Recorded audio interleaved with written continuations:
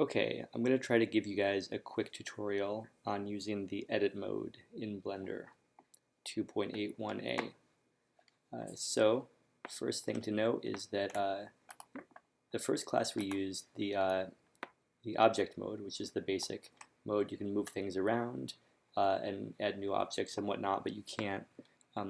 You can animate the properties of this scale, rotate, and location, but you can't actually get beneath the surface and like distort this or cut it up or anything like that very easily. So we're going to get into things here, get beneath the surface by going into edit mode. You can click on this little box up here in the 3D viewport to get into edit mode, or you can just hit tab. Tab will get you between edit mode and whatever other mode you were previously in, which is usually object mode. Edit object. And the first thing I want to mention here, which I didn't really mention in class, is that if you have multiple objects, meshes in your scene in the object mode, you can select them both here in object mode, but once you click on something to highlight and tab into edit mode, oh, by the way, you can see my keys down here. Tab, you'll only be able to select parts of the object that you're inside of, that you're editing. So I'm going to zoom in on this one. So just be aware of that when you're trying to click on something else and you can't. Often it's because you're in edit mode. That can happen by accident. Happens to me all the time.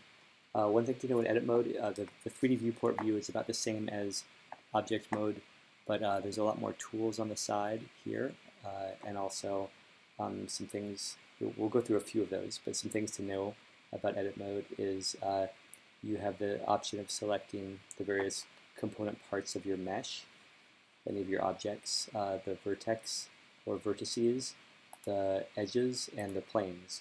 So just play around with that if you haven't yet. And vertices.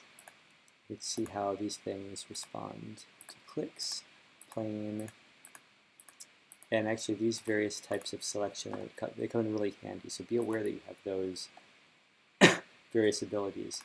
And no matter what you have selected here, you can transform it in the same way that you can transform in object mode, like pressing G. We'll grab something, right click to cancel, left click to confirm. I also can use these tools over here on the left, my select tools, then my move tool, rotate tool, scale tool.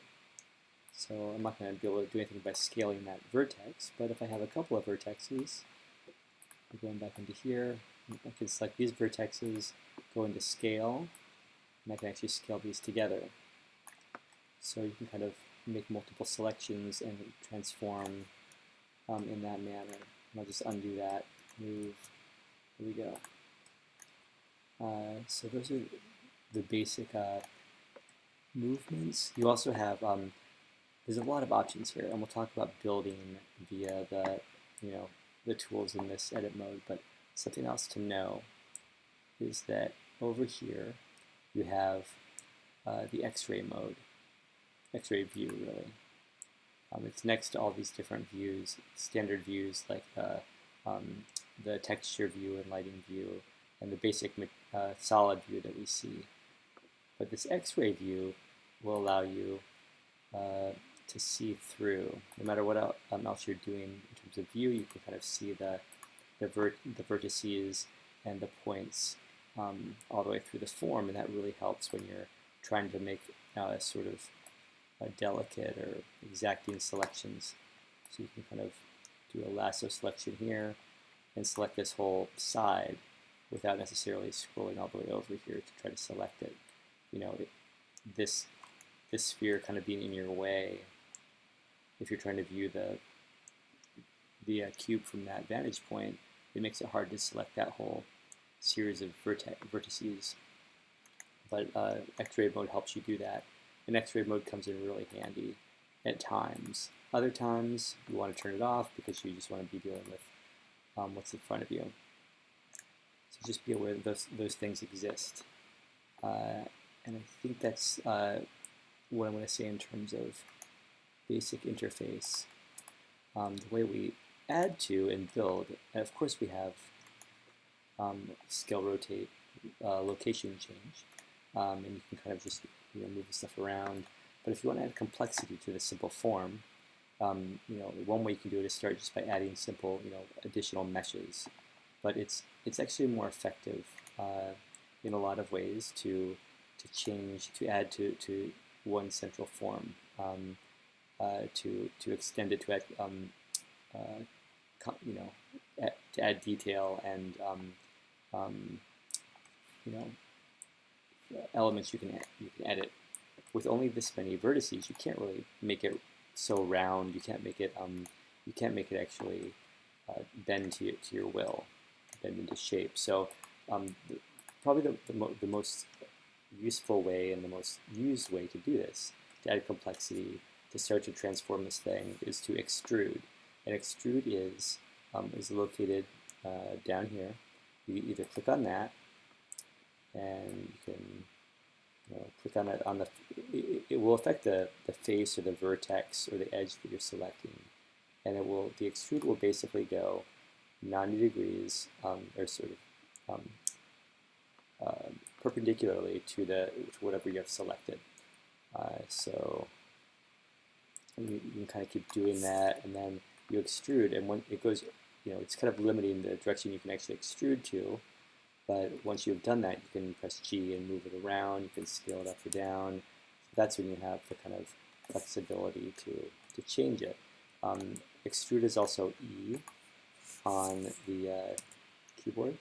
So you can extrude in that direction, do this, scale it up and down. And I like to build, I was telling you all in class, I like to build plants. Oops.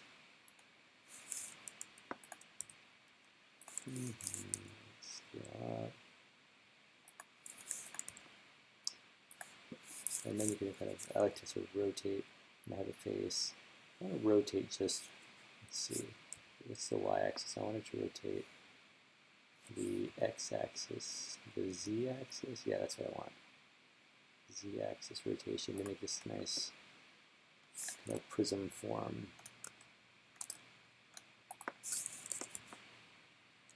I think if you kind of hold the mouse wheel down, you can kind of change the axis of extrusion. It's not really that important. You can always do that after the fact. The other thing you can do, and so this will allow you to kind of go in there and add detail. Get in here and let me get out of my extrude tool. I don't tend to use the tool as much, and I think most people don't really use the tool as much as they just get in here with their selection tool and then, and then extrude away. So, if I was to extrude some points, I could do that too. If I select 4 points, it'll extrude based on whatever geometry I have. Extruding even one vertex is possible. But another way to add detail and complexity to your form is to add loops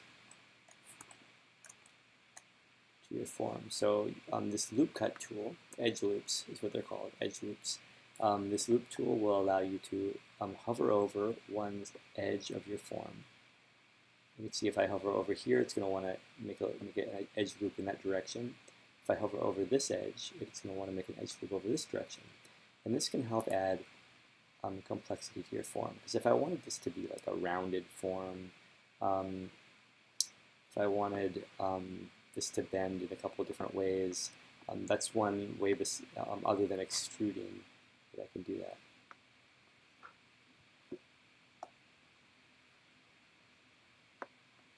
And once I add the one loop cut, I can increase my number of cuts here. And this allows me to then manipulate this thing to a much higher degree of, specificity. And once I have these edge loops, it goes all the way around, you see, the form. Once I do that, I can also select the entire edge loop by holding down Option, or Alt if you're doing PC. And then if I kind of scale this up, I can kind of change. It's really handy for sort of objects that, for long objects that get thinner and thicker. You kind of just vary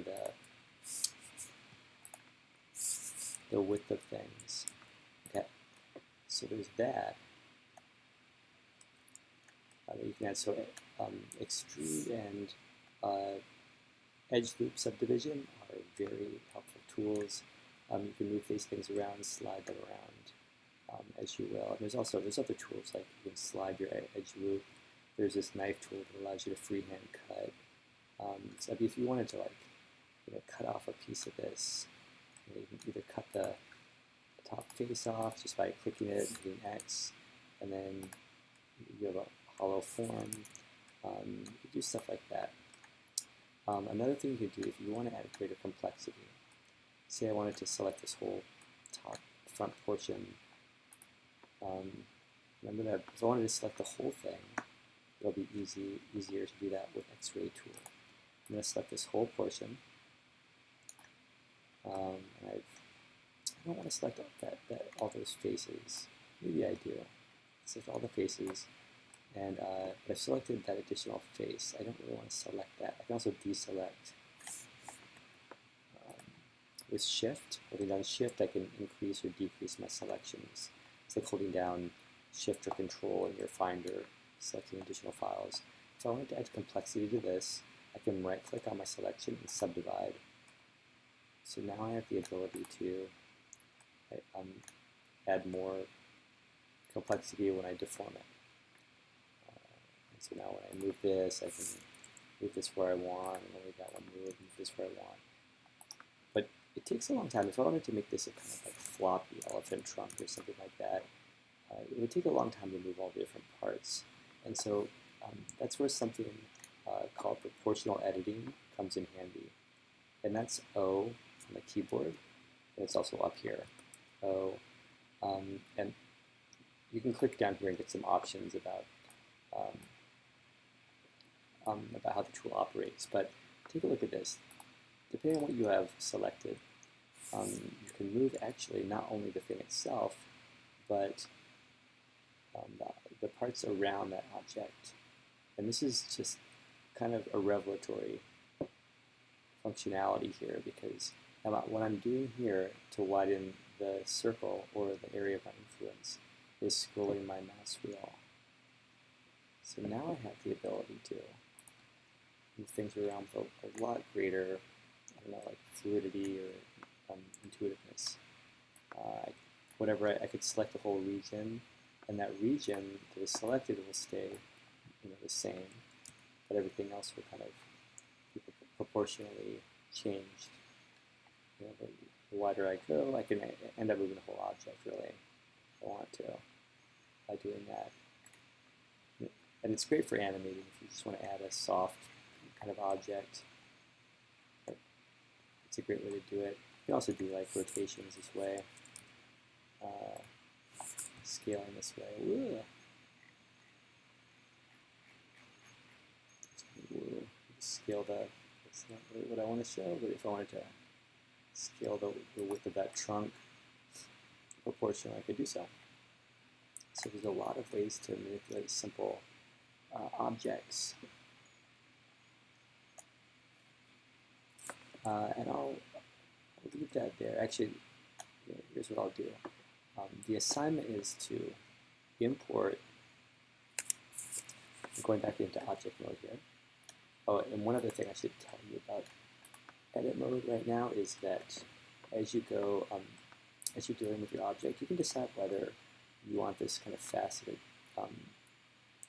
form to be the outcome, to be the look of your object, or if you want it to be a smooth object, like a soft object or a spherical object. by right-clicking on the object, you can either shade smooth or shade flat. And that does a lot right there, just to get you. Oh, one thing, it's not looking right because of this, because I still have my X-ray mode on. It's still not looking right, but it's looking just like a solid object. It certainly does not look right.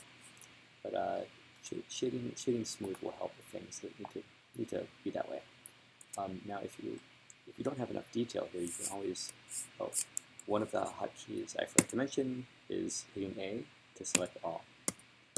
And you can hit, I think, Shift A, no, what is it, Option A. I just click off the object, but to deselect is Option A, or Alt A for PCs. So if you wanted to add more complexity, of course, you can subdivide to your heart's content.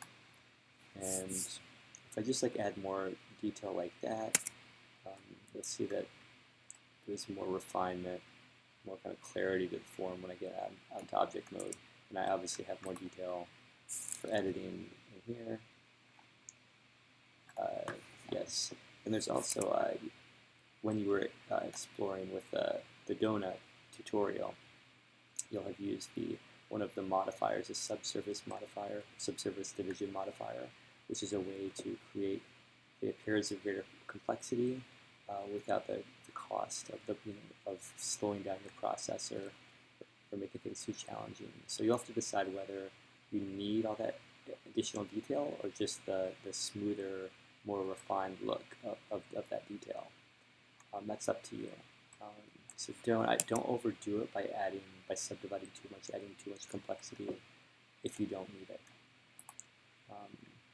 Beware. So that'll do it for the first session or section of this tutorial. Yeah, next one will be bringing in the object and starting to build it.